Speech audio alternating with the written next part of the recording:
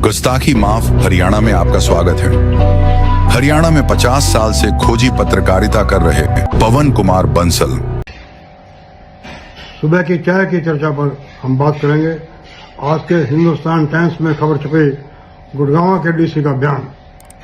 Special panel setup to probe registries in tehsil with no NOC. NOC के बिना जो गुड़गांव की तहसीलें हैं, फरुखनगर, बादशाहपुर और मानेसर। फरुखनगर, बादशाहपुर और मानेसर में अप्रैल 1 से अगस्त 25 तक जो रजिस्ट्रियां बिना एनओसी की हुई, उनके लिए जांच के लिए स्पेशल पैनल तैयार किया जाएगा भाई। ऐसा गुड़गांव के डीसी का बयान हिंदुस्तान टाइम्स में सुर्खियों में छपा। एक तो सवाल इसमें ये उठता है कि वजीराबाद तहसील क्यों छोड़ दी गई। आपको बता दें कि डी साहब ने ऑर्डर किए हैं फरुखनगर, बादशाहपुर और मानेसर तहसील में हुई रजिस्ट्रियां बिना एनओसी के उनकी जांच के लिए डीसी गुड़गांव ने ऑर्डर किया है। स्पेशल पैनल बनाया है फरुखनगर, बादशाहपुर और मानेसर तहसील में जो अप्रैल 1 से अगस्त 25 तक रजिस्ट्रियां हुई हैं बिना एनओसी के, उनकी जांच के लिए। जनाब ने कहा है इसकी जनता का विश्वास इससे बहाल होगा और प्रशासन में पारदर्शिता और जवाबदेही से कोई समझौता नहीं करेगा। पहले तो इसमें कुछ एक मुद्दा है जो जांच के लिए अधिकारी लगाए हैं, बड़े कनिष्ठ अधिकारी लगाए हैं, उसकी चर्चा हम बाद में करेंगे।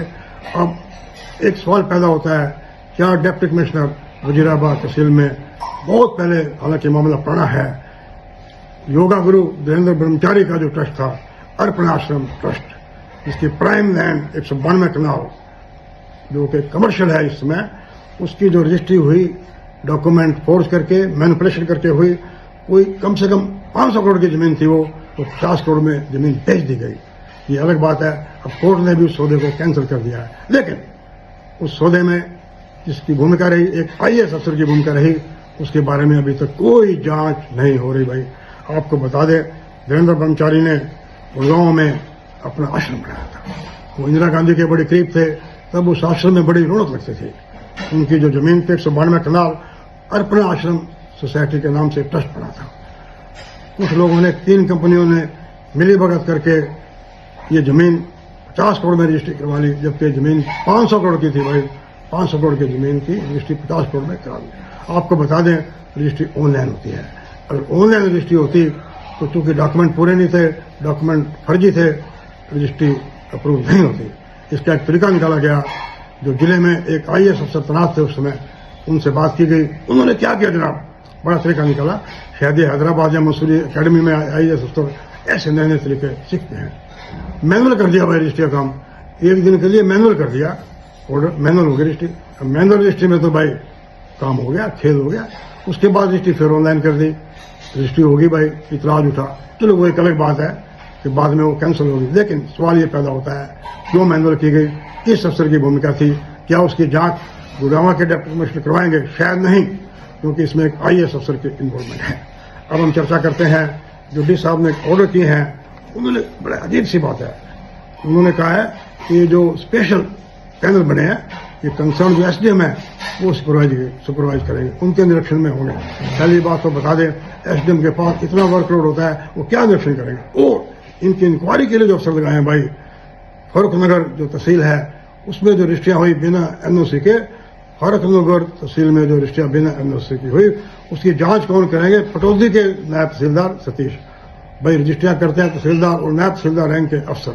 सतीश नायब तहसीलदार क्या इंक्वायरी करेंगे, मुझे तो समझ आ नहीं रहा। कम से कम भाई जो मानेसर में जो रजिस्ट्रियां हुई हैं इस दौरान अप्रैल 1 से अगस्त 25 तक बिना एनओसी के, उनकी जांच पता कौन करेगा?